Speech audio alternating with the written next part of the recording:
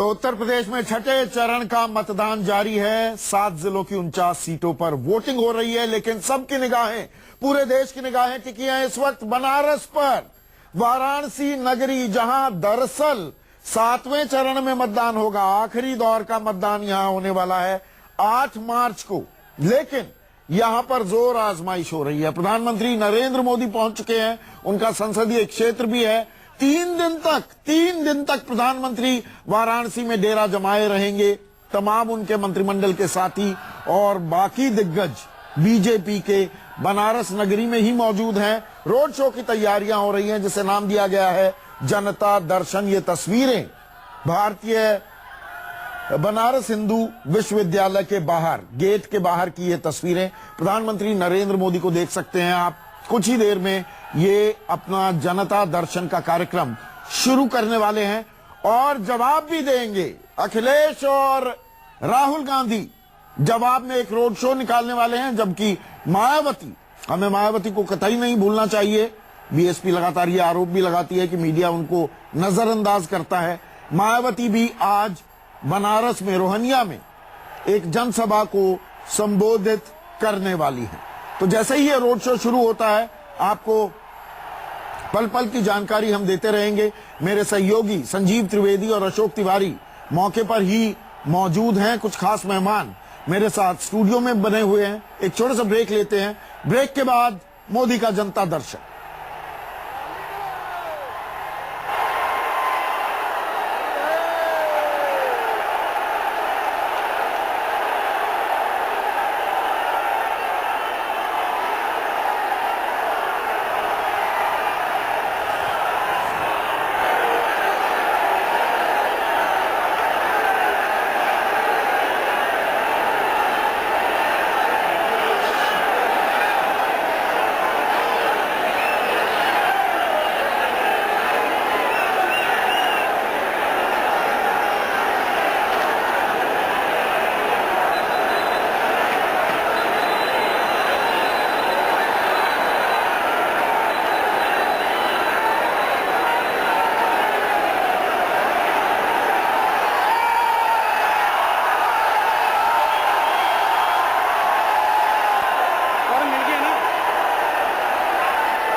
छठे चरण का मतदान जारी है। 7 जिलों की 49 सीटों पर वोटिंग जारी है, लेकिन सबकी निगाहें बनारस नगरी, काशी नगरी पर टिकी हुई हैं, जहां प्रधानमंत्री नरेंद्र मोदी पहुंच चुके हैं और उनका जनता दर्शन का कार्यक्रम नाम दिया है जो बीजेपी ने। दरअसल ये रोड शो ही है और कुछ नहीं। Road show Banaras Hindu university से प्रधानमंत्री मोदी का शुरू हो चुका है। महामन्ना का माल्यार्पण, उनकी प्रतिमा का माल्यार्पण करने के बाद प्रधानमंत्री नरेंद्र मोदी अपने रोड शो पर निकल पड़े हैं। और खास बात यह है, यह संसदीय क्षेत्र तो है ही प्रधानमंत्री का, लेकिन 7वें चरण का मतदान यहां होने वाला है 8 मार्च को। और 3 दिन, यानी आज 4 तारीख, 5 तारीख और 6 तारीख को, तीनों दिन प्रधानमंत्री नरेंद्र मोदी बनारस में ही डटे रहेंगे, आखिरी ताल ठोकते हुए इस चुनाव में प्रधानमंत्री मोदी।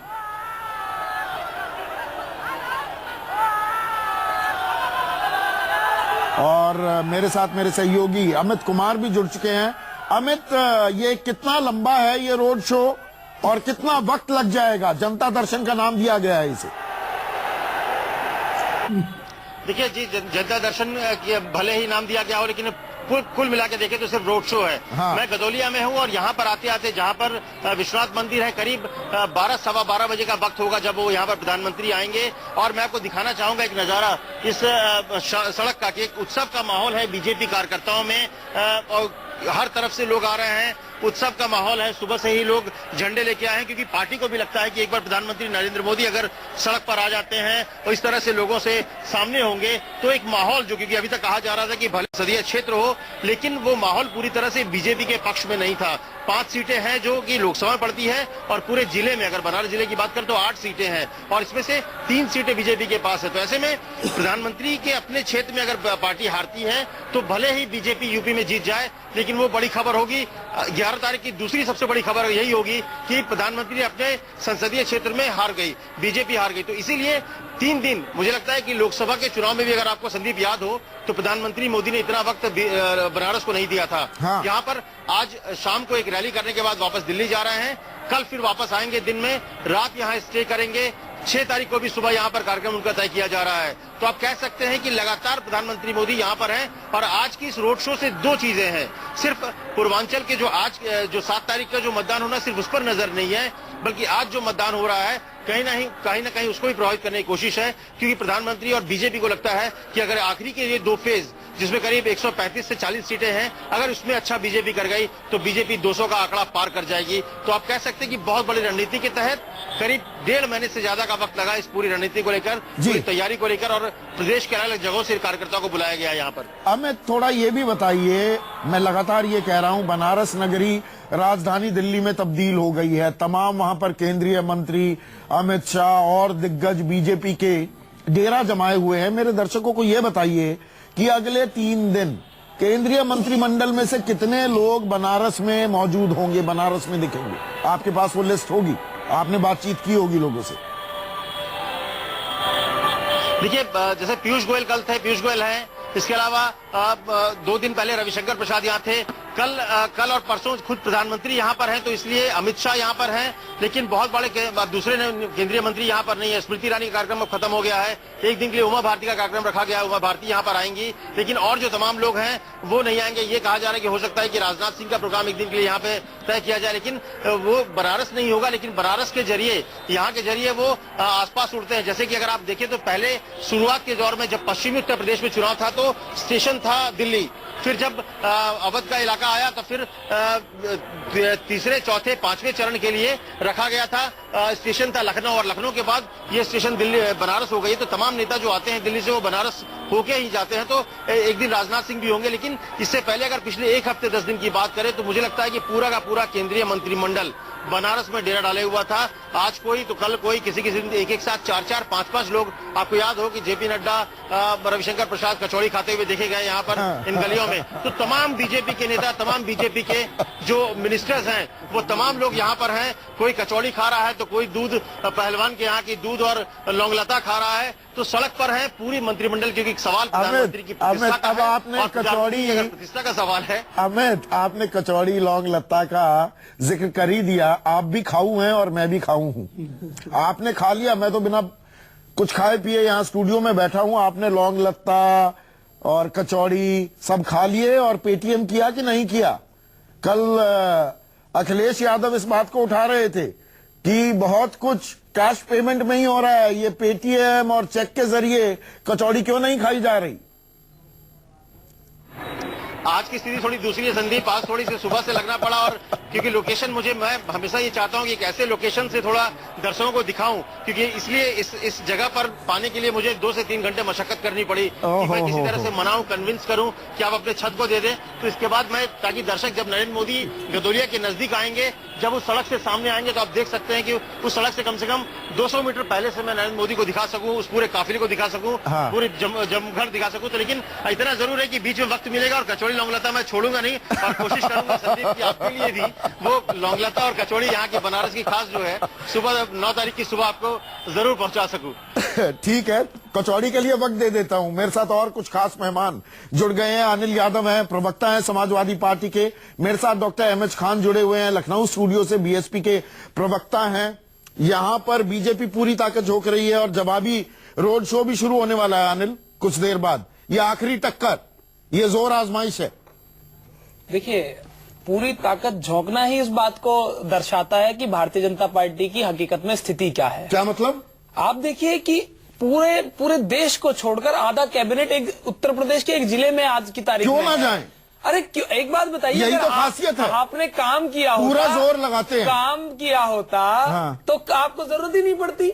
आज आपके तो नेताओं में बिखराव है, सारे लोग पहुंचने को तैयार नहीं। नेताजी मुलायम सिंह यादव दिखते नहीं प्रचार में, शिवपाल चाचा दिखते नहीं, शिवपाल चाचा भी नहीं दिख रहे। बिखराव की बात आप योगी आदित्यनाथ जी से पूछिए या राधा मोहन जी से पूछिए। नहीं, मैं आपसे पूछ रहा हूँ। नहीं, हमारे में कहीं कोई बिखराव ये तो बस 2 लड़के ही घूम रहे हैं। कहीं कोई नेताजी कहाँ है, चाचा जी कहाँ है? देखिए जहां जिसकी जरूरत लगी वहां उन्होंने जहां जिसकी जरूरत लगी वहां उन्होंने प्रचार किया। और देखिए आप देखेंगे कि आज हम लोग अभी सुन रहे थे कि प्रधानमंत्री 3 दिन यहाँ पर रहेंगे। अरे भैया तब कहाँ थे जब आपको जिता के भेजा? 3 साल में कितनी बार आए? आपकी उंगलियों पे होगा संदीप जी की प्रधानमंत्री आ जा रहे हैं। मुझे लगता है ज्यादा से ज्यादा 4 या 5 बार अब तक अपनी कॉन्स्टिट्यूएंसी में रोनी बनारस बनाए। तो भैया फिर 3 दिन क्यों आए हैं ये बता दीजिए ना मुझे। कोई देश का चुनाव नहीं है, प्रदेश का चुनाव है। प्रधानमंत्री को शोभा देता है? आप बताइए मुझे। तो इससे घबराहट होती है क्या? आलोक शर्मा भी मेरे साथ जुड़े हुए हैं, कांग्रेस के प्रवक्ता हैं। क्षेत्र काम करने के लिए नहीं होता, चुनाव के लिए है। वाह। आलोक शर्मा आपके सहयोगी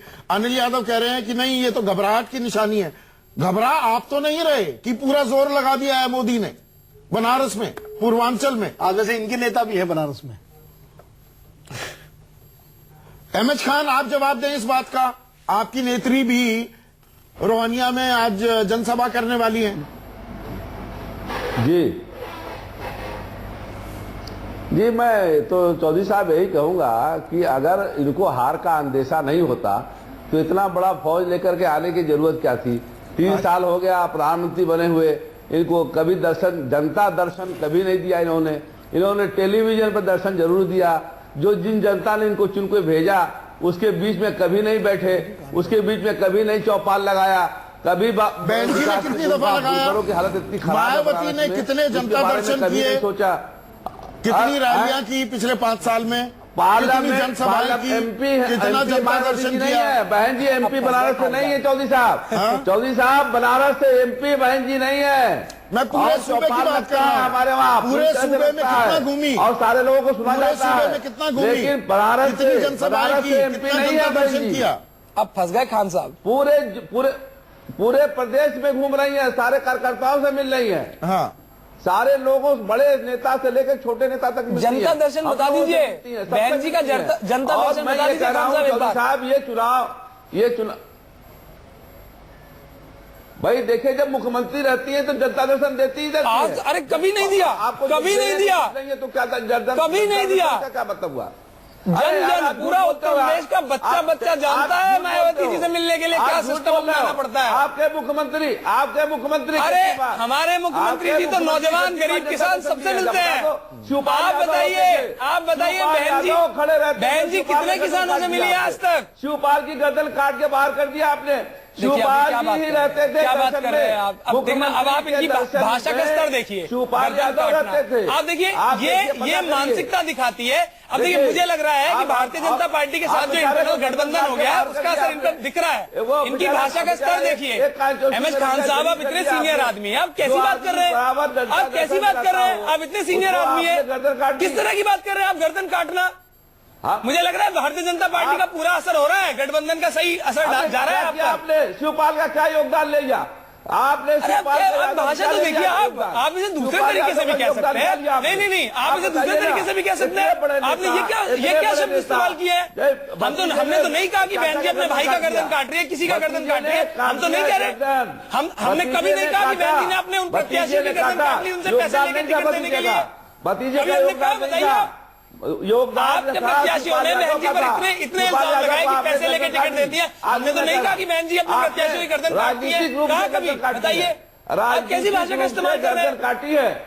राजनीतिक रूप से शिवपाल यादव को जलील किया है आपने। अब देखिए शिवपाल यादव को राजनीतिक रूप से जलील बताइए, आप भाषा का स्तर क्यों गिरा रहे हैं? उस बेचारे को जो किया नहीं किया वो छोड़िए, आप बताइए भाषा का स्तर क्यों गिरा रहे हैं? लखनऊ में तक नहीं बुलाया उस आदमी को।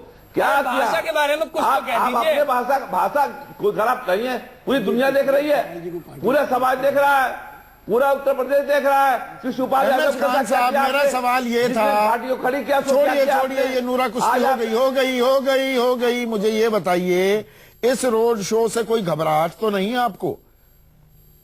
अच्छी खासी भीड़ दिख रही है मुझे। भीड़ आती है मायावती की रैलियों में भी, भीड़ वहां भी आती है, लेकिन इस भीड़ को देखकर कोई घबराहट तो नहीं? उत्साहजनक भीड़ है। हाँ,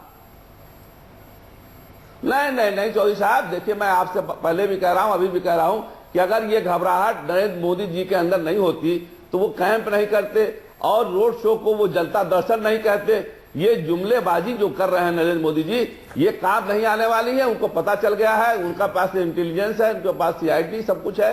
वो पता हो गया है कि ये बुरी तरह से भारतीय जनता पार्टी हार रही है, बहुजन समाज पार्टी सत्ता में आ रही है। इसलिए जोर लगा रहे हैं कि कुछ कुछ आओ आंकड़े हमारे बढ़ जाए, वरना हम तो किसी को मुंह दिखाने चलिए, लायक ये नहीं ताल रह जाएंगे। आप लोगों ने ताल हमने ठोक काम ली। किया, वो भी- विनोद, मुझे ये बताइए, ये रोड शो है, खालिस रोड शो है, इसको जनता दर्शन का नाम देना, इसमें क्या मायने टटोले जाए, या क्या पोस्चरिंग है, क्या संकेत दिए जा रहे हैं? नहीं, देखिए, असल में चुनाव का दौर है और राहुल गांधी अखिलेश का भी आज ही रोड शो है, तो मुझे लगता है उससे अपने को अलग करने के लिए या अलग दिखाने के लिए भारतीय जनता पार्टी ने नया नामकरण किया है जनता दर्शन।